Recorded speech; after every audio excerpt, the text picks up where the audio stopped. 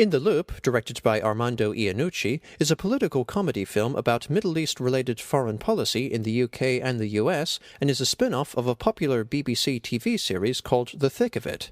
In the Loop begins with the pleasant but incompetent British Minister for International Development, Simon Foster, Tom Hollander, accidentally making contradictory statements to the media about the likelihood of war in the Middle East. This leads to him and his assistant Toby, Chris Edison, getting caught up in a flurry of bureaucratic manoeuvring in the UK and US as pro-war and anti-war politicians try to use Simon to their advantage. In the Loop is rather hard to follow. This is a rare film that I had to watch again so that I could take it all in properly, as it has a lot of characters with different but interconnected motivations, and also a lot of terminology and political dialogue. I would actually recommend watching the film more than once, as it's very funny, but also because of how it can be difficult to keep track of who's who and what they're about, even if you're concentrating hard. But while In the Loop is very technical, it's far from dry, and I really enjoyed it for its hilarious, caustic humor and the plethora of skilled actors portraying fun characters. This film is a biting satire of the disreputable and underhanded conduct that so often goes on in government, as it depicts the manipulation, misinformation, and bullying that often occurs. In the Loop shows how politics often attracts psychopaths and people with dominant personalities and a lust for power, and this is represented most prominently by Malcolm Tucker, the ferocious British Director of Communications for the Prime Minister. You sure you're working as hard as me? Because I'm sweating spinal fluid here. I'm a fucking husk. Malcolm Tucker is played by Peter Capaldi, and while In the Loop features many actors from the thick of it, Tucker and Jamie MacDonald, Paul Higgins, are the only characters carried over from the show. Capaldi is a popular Scottish actor and director, and on the 4th of August this year, he was cast as Matt Smith's successor, the 12th Doctor, or 14th if you want to be pedantic, in Doctor Who. That's why I bought In the Loop, and Peter Capaldi plays a magnificent bastard in this film. Malcolm is snide, short-tempered, and legendarily foul-mouthed, and has a magnetic presence as someone with fierce energy and who gets his way by berating and yelling at everybody. He's strangely lovable with his witty snaps and constant swearing. Malcolm is also an interesting character because though he is this relentlessly angry, domineering figure, he is oddly passive. When the British government is being neutral about war, Malcolm makes sure Simon sticks to that stance, but when the US and British governments are seriously moving toward war in the Middle East, Malcolm scrambles to find the intel to help it along.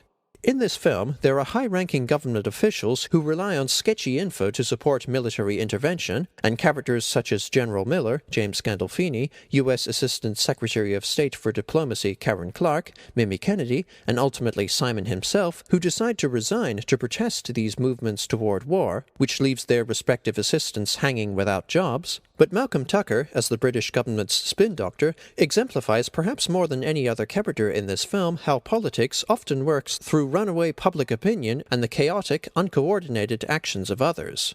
In the Loop is full of amusing, cleverly written humor that pokes fun at the political establishment in a critical but cheeky manner, and another big strength of the film is the strong relationships that the comedy is built around.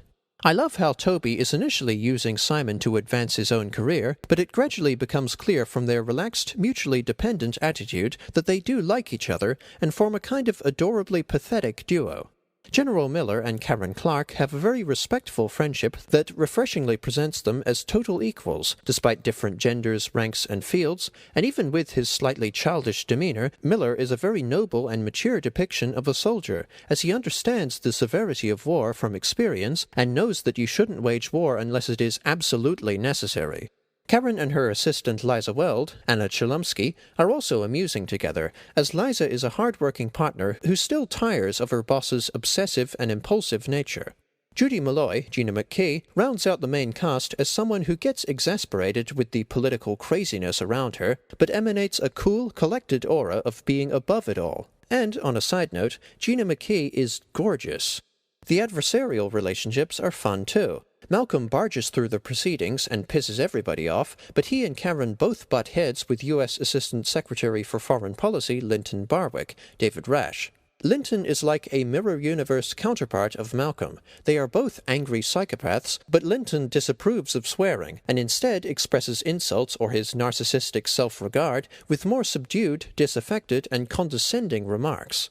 Linton, who is gunning for war, is the closest thing In the Loop has to a villain, with the true villain being everybody's incompetence and lack of sense, but his presence is almost as engrossing as Malcolm's, with his veneer of sophistication and respectability covering a mean soul and a repulsively bloated ego. At least Malcolm is upfront about being a jerk. There is also Liza and Chad. The former is concerned about the ripples her paper is causing on the political scene, and the latter constantly stalks Lisa and gloats about how her career is going down and how much of a big shot he thinks he is, when in fact he's just a slimy, awkward little twat who you love to hate. In the Loop's slight shaky cam, the natural, spontaneous dialogue, and the sparse use of music, most of it diegetic or played within the film's world, give the film a fitting documentary-like feel. In the Loop isn't for everybody, as it's very technical, rather complicated, and doesn't have much happen in it, to be honest. But it's still a very cleverly written, hilarious film with a huge cast of fun, engaging characters. In the Loop earns 4 stars out of 5. Thanks for watching. Fuckety bye.